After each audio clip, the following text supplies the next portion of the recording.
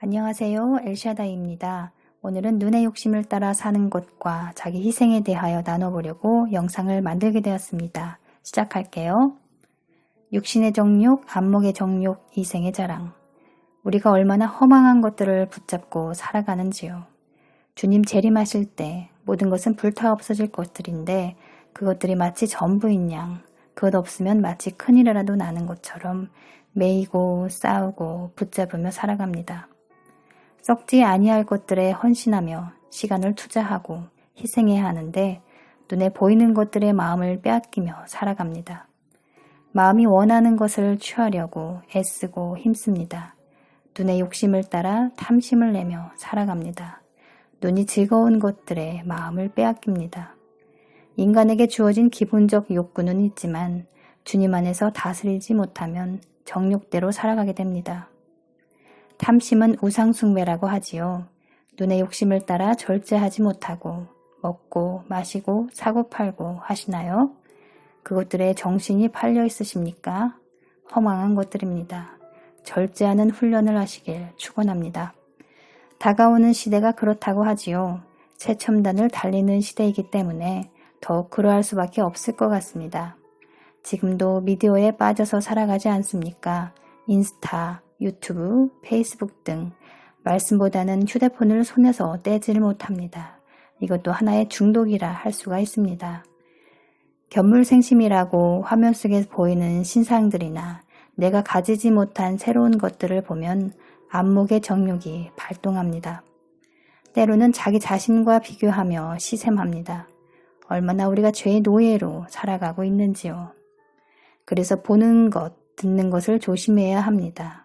마음을 지키라 생명이 근원이 이에서 남이니라고 말씀을 이뻐처럼 올리곤 합니다만 정작 삶에서는 말과 행동이 따로 노는 것을 봅니다.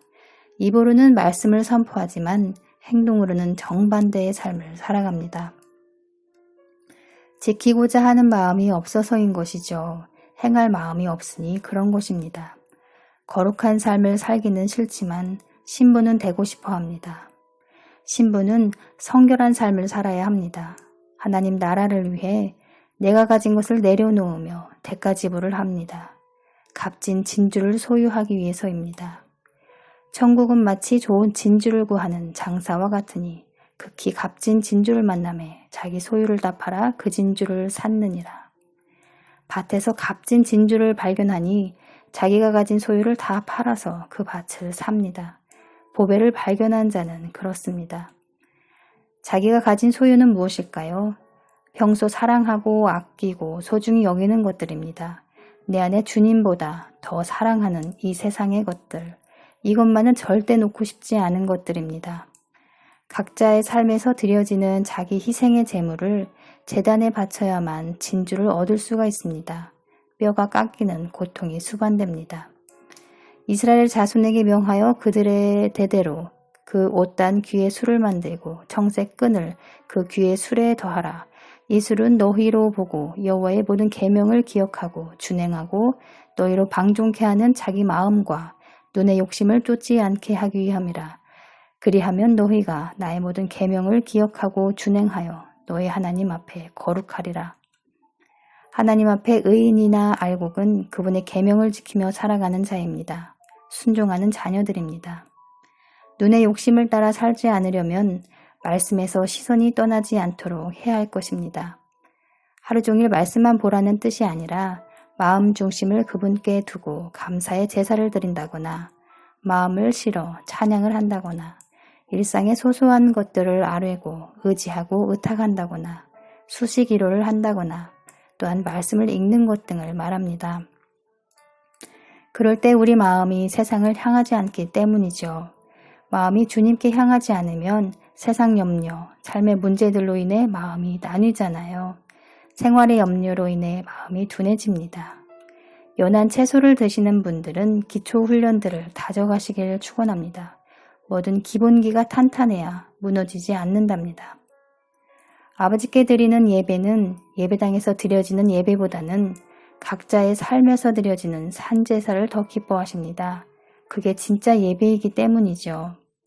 그걸 모르는 사람들은 열심히 주일 성수를 하며 예배를 보았다고 합니다. 일주일간 세상에 발 담그고 세상에 푹 빠져서 발도 씻지 않고 예배당에 와서 앉아 드리는 예배는 가인의 제사인 것입니다. 예배당에서 예배를 보더라도 마음을 온전히 그분께 쏟아드려야 하는 것이에요. 일주일간 삶에서 드려진 산 제물을 바칠 때 연락되는 아벨의 제사가 되는 것이랍니다. 일요일 오후 저는 원하지 않았던 것이 있었는데 남편이 원하니까 그를 위해 기꺼이 희생을 했었는데 하나님께서 그것을 기뻐 받으신 듯 했습니다. 마음 중심을 보시는 분이시잖아요. 때마침 어떤 분이 이름도 없고 메시지도 없고 10만 원을 헌금하셨더라고요. 그걸 생각하고 있으니 하나님의 선물이라 이렇게 말씀해 주시더라고요. 알아차렸죠. 아, 상대방을 위해 기꺼이 헌신하는 그 마음을 기뻐하셨고 누군가를 통해서 재정을 채워주셨구나. 자기 희생을 얼마나 고귀하게 생각하시는지요. 이런 마음으로 드려지는 제사를 기뻐하십니다. 상대방을 위해 기꺼이 희생하는 마음, 섬기는 마음 말입니다. 우리 성도님들은 어떠신가요? 나는 싫은데 상대방이 원할 때 기쁜 마음으로 희생하는 삶을 사시나요? 자신의 분복으로 돌아갈 것입니다. 그것이 상급이 되는 것이에요. 하늘에 상급이 쌓여야 천국 가서도 가난하게 살지 않습니다. 쌓인 상급으로 누리며 살 수가 있어요. 저는 이것을 마음으로 깨달아져서 정말 실제처럼 다가오는데요. 우리 성도님들은 어떠신지요?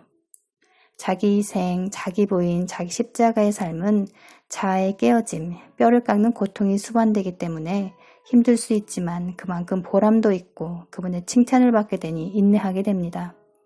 사랑하는 성도 여러분, 마지막 때입니다. 민기적거리지 마시고 결단하고 즉각 실천하는 행동력이 있으시길 축원합니다. 용기와 돌파의 영이 함께하기를 예수님의 이름으로 축복합니다. 오늘도 이기는 자가 되세요. 감사합니다.